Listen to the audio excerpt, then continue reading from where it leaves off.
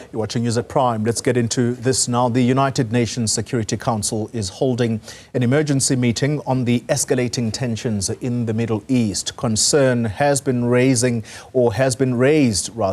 after Iran fired almost 200 missiles into Israel last night. Earlier today, Israel confirmed the banning of the UN Security Council chief, or UN Secretary General chief, I should say, António Guterres, accusing him of failing to condemn Tehran. The FSN chief correspondent is Simon Marks, and he's live for us in Washington, D.C. this evening. Good evening to you, Simon. And let's start with that UN Security Council meeting. Has it ended? And if so, any significant statements or resolutions taken by that meeting? Well, Golly, we're still waiting for full details of what's going to come out of that meeting, but certainly it's been a very vibrant and heated discussion that has been taking place at the United Nations headquarters up in New York City over the last several hours. As you would expect, there was substantial support voiced for UN Secretary General António Guterres in light of that suggestion by Israel that he is now persona non grata after he insisted that there needs to be a cessation of hostilities between Israel and Lebanon. All of that, in many ways, an echo of what US President Joe Biden and Emmanuel Macron, the president of France, were saying last week when they were trying to persuade Israeli Prime Minister Benjamin Netanyahu to embrace a 21-day ceasefire along the border with Lebanon, something that Benjamin Netanyahu absolutely rejected. At the time, President Biden at the United Nations was telling confidants that he was livid about the position that the Israeli leader was taking. There was a vigorous defense by Iran's envoy to the United Nations of Iran's conduct and of that missile strike that the United States, along with Israel, managed in very large measure to prevent from causing large amounts of damage on Israeli soil, with Iran absolutely insisting that it had the right to take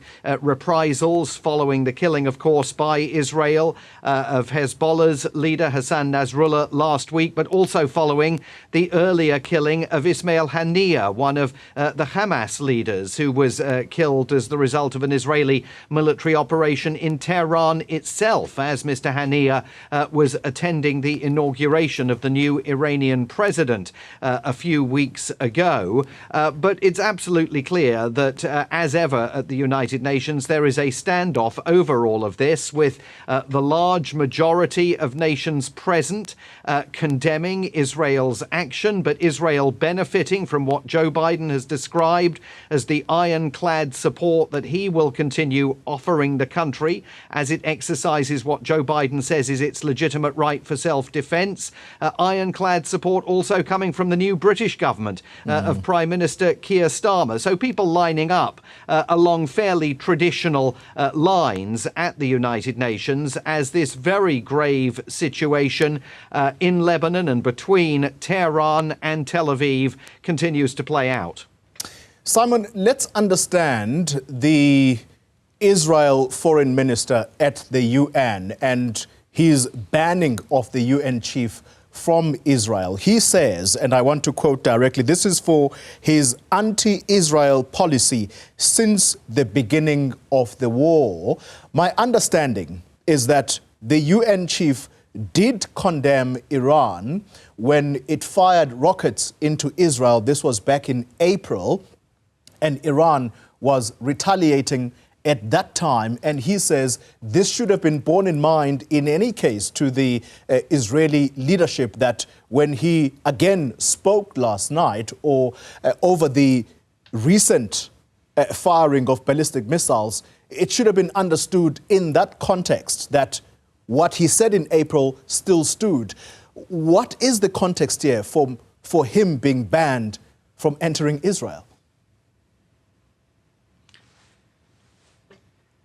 Well, I think the broader context is that there is considerable enmity now between Israel and the United Nations as an organization. Israel has been on the receiving end, even by historical standards, of unprecedented pushback from the United Nations, which, of course, is a group of member states. From a large number of those member states, and has been by the United Nations Secretary General António Guterres. So this is, I think, on the part of the Israelis, almost more an expression of frustration being directed towards the embodiment of the United Nations in the form of its Secretary General. But it's absolutely clearly an extraordinary moment for Israel to be crossing that Rubicon and actually saying that any Secretary General of the United Nations is no longer welcome in Israel. And it raises questions about the extent to which Israel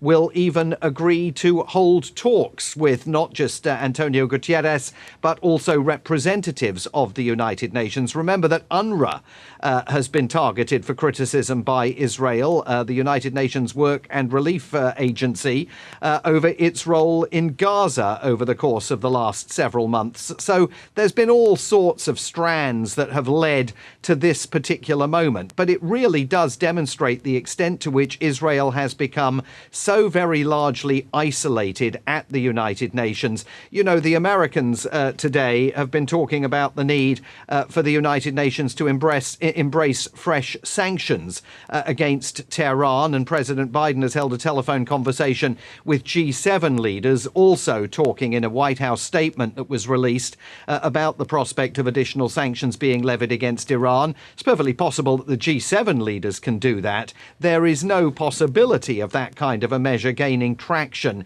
in real terms at the United Nations, not least because of Russia's relationship with Iran and the Russians' ability to veto that in the Security Council were it ever to come up for discussion and for a vote. So all of this, I think, is redolent of the fact that Israel is really ploughing a pretty lonely furrow in the United Nations now, albeit one that does continue to enjoy the support of the United States, the UK, but a dwindling number of other countries. Let's talk about the United States for a moment, Simon. What are the chances that they could be pulled into this war? And when I say pulled into the war, they obviously are supporting Israel, as you've already mentioned, their ironclad support for Israel. But being pulled into the war means that they possibly could have US soldiers quite literally defending Israel. Is that a possibility if indeed Israel does respond to what happened overnight? In other words, if Israel does attack Iran?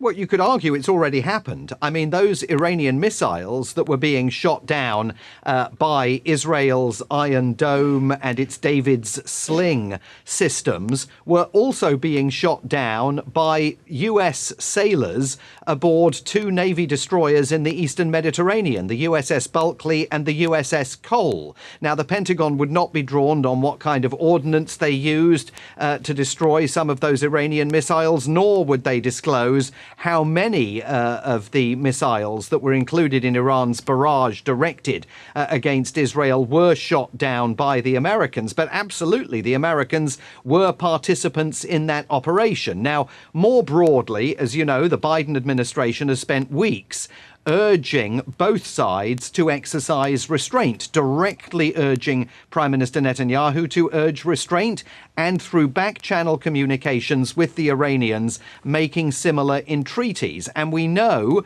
from the reporting that was published here by the New York Times earlier today that behind the scenes in Tehran, the new Iranian president, Masoud Pezeshkian, who is widely viewed as a reformist, albeit that in the Iranian context, he was arguing yesterday against these missile strikes, but it was military officials in Iran who won the day and managed to win the approval of the supreme leader of Iran, the Ayatollah Ali Khamenei, to go ahead with these missile strikes. Now, once again, the White House wants to avoid any spiraling of this situation out of control, creating a wider regional war that could much more directly embroil the United States. The difficulty the Biden administration has, and it's that fury that was being expressed just a few days ago privately by the US president himself, is that Benjamin Netanyahu, time and again, over many months now, has said things privately, made commitments privately to the President of the United States and to Secretary of State Antony Blinken.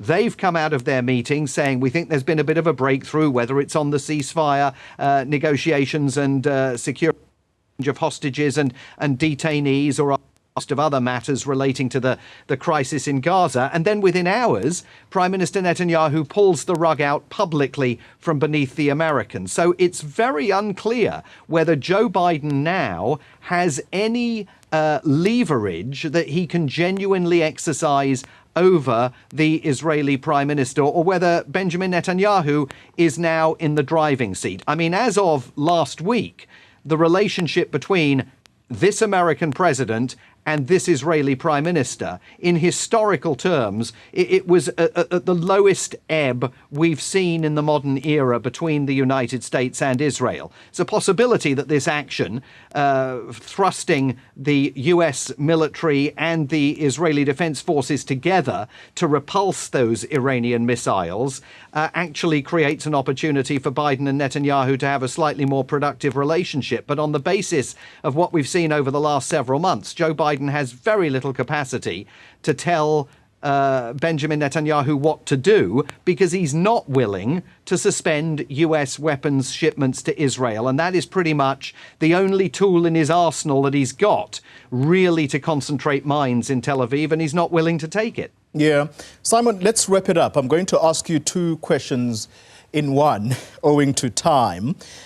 Overnight, I've been listening to the former Israeli Prime Minister, Naftali Bennett. He was talking to CNN, and he made it clear that if there ever was a moment for Israel to actually get into a conflict, a direct conflict with Iran, that time is now, and making it clear that if indeed there are nuclear, or there is nuclear armament, this is the time to go in and get it. There is this view, Simon, that Benjamin Netanyahu has been wanting this, and perhaps this is the moment. What happens then in this instance? Should we assume safely that a regional war is essentially breaking out here?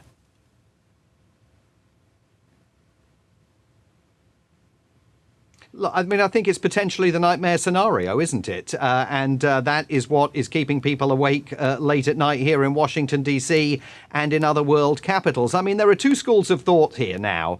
One is the more orthodox traditional school of thought, which is that Benjamin Netanyahu has been trying to goad Iran into acting against Israel, because the more conflict Israel is engaged in, the better that is personally for Benjamin Netanyahu, because he's facing these corruption allegations and, all sorts of legal duress. And the more that he can really hunker down as the head of Israel's war cabinet, the more he kind of push that off. But there's no question that over the last few days, more policy analysts here in Washington have been asking themselves whether this isn't perhaps an historic turning point. The fact that Iran's missile barrage yesterday does not appear to have done very much damage to Israel is leading many American military analysts to say, well, is that the best Iran can do? Is that all they've got? What else have they got in the arsenal that they can unleash against Israel? We know that the Israelis are claiming they've destroyed half of Hezbollah's munitions. Now, they've still got a lot of munitions left, but there is a school of thought here that is beginning to wonder whether the Israeli leader shouldn't be given more oxygen in order to push all the way through and see just how much damage he can do to Iran's national security infrastructure, and how much he can degrade Hezbollah's security infrastructure. But obviously the risk of that conflict then spiralling out of control, drawing other actors into it, becomes very, very substantial. So we are definitely observing a tightrope walking moment in the Middle East. FSN Chief Correspondent Simon Marks, thank you very much for your time and indeed getting us into the picture of what exactly is going on in the Middle East. It's a very, very concerning situation. We'll keep you updated as to the developments there.